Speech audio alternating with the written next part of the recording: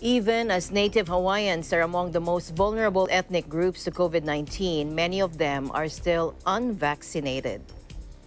Mio Acenas from EBC Hawaii-Pacific reports on a recent gathering in Honolulu by community leaders urging fellow Hawaiians to get the shot in hopes of slowing the spread of the Delta variant. Take a look. We cannot continue to allow Hawaiians to be the group with the low vaccination rates and the high case counts.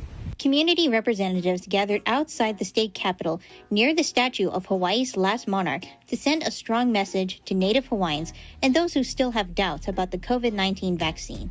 Listen to the stories of the people in your own neighborhoods. If we don't all yet have stories of tragedy and consequence from COVID-19, we will soon if we do not act. Many of the speakers emphasize that Hawaii's history already provides many lessons learned about dealing with epidemics and outbreaks and their deadly effects on Pacific Islanders.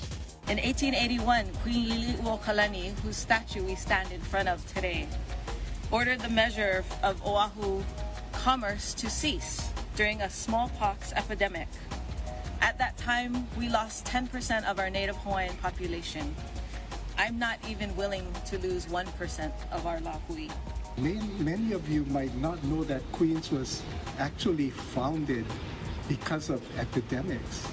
Back in the 1800s, the Hawaiians were devastated by a series of epidemics, which prompted King Kamehameha IV to say that we must stay the wasting hand that is destroying our people.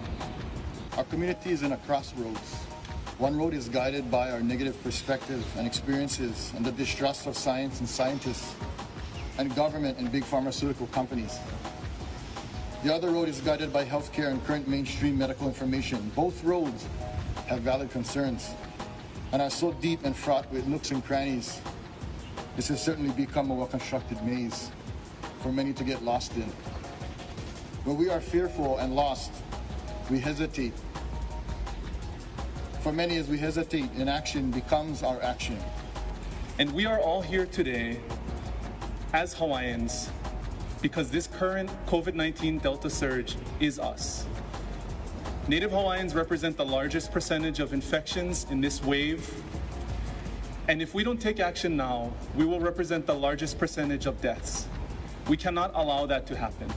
During the Queen's lifetime, the Native Hawaiian population went from 140,000 individuals at the time of her birth in 1838 to 40,000 individuals at the time of her death in 1917. A 70% drop, almost all due to diseases that today are curable: smallpox, measles, whooping cough, influenza. I think about how that impacted her decisions and how that impacted the decisions of all of our ali'i. To have seen so much suffering and death, and to have taken many of the measures that are being taken today to address the spread of COVID-19 in our community now. And our ali'i and our kupuna would not want history to repeat itself. Sadly, this month of August may be considered as the most deadly for the Aloha State. From Honolulu, Hawaii, I'm Mio Acenas, Eagle News. We live in interesting times.